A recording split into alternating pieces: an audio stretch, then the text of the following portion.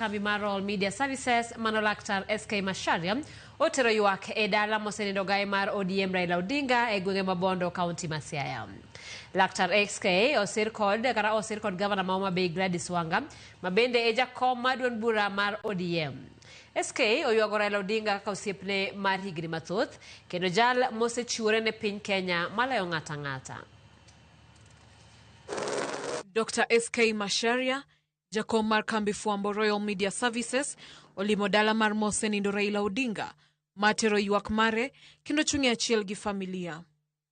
Dr. SK omolo gwenge makango ka Ramogi, kosire kod Governor ma Homa Bay kendo jakom duond bura mar ODM Gladys Wanga. Kanyo ochiwo luor mare mogik ne mosenindo gai mar ODM Raila Odinga. Bang'e wuotho ochimo dala ma Opoda Farm kama Dr. SK orome gi min piny Aida Odinga kotene kod familia kachiel kod josiasa kaka Governor ma Siaya James Orengo kod Governor ma Nairobi Johnson Sakaja. Dr. SK Macharia oywago Raila kaka owadgi matin kendo ma osebedo osiepne kuom higni kaluwore ni Jaramogi Oginga Odinga nomiye ting' mar rito Raila Odinga kod owadgi machielo Oburu Oginga. The last day Jaramogi left Nairobi, we walked through her as his secretary, and I walked him through the stairs of Ajib House.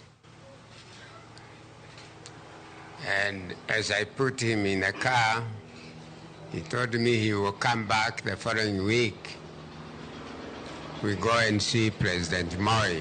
So I walked him downstairs and put him in the car to come to Bondo and come back to Nairobi the following week.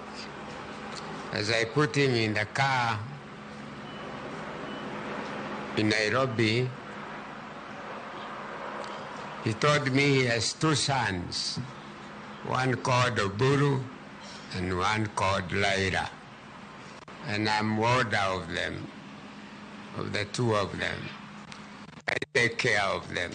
Dr. SK Macharia bende odhialo Raila Odinga kaka jasiasa mosechiwore ne piny Kenya moloyo ng'ata ng'ata kendo onge jal moro amora e thur kaendi madipim kode. Achiel kuom gigo mosemiyo siro Raila Odinga kinde ka kinde kod familia mare.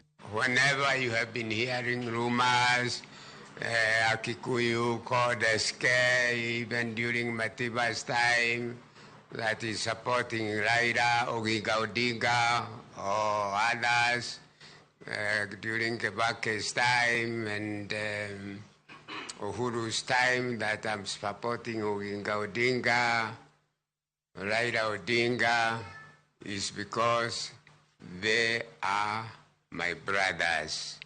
They were left for me, and she testifies to that.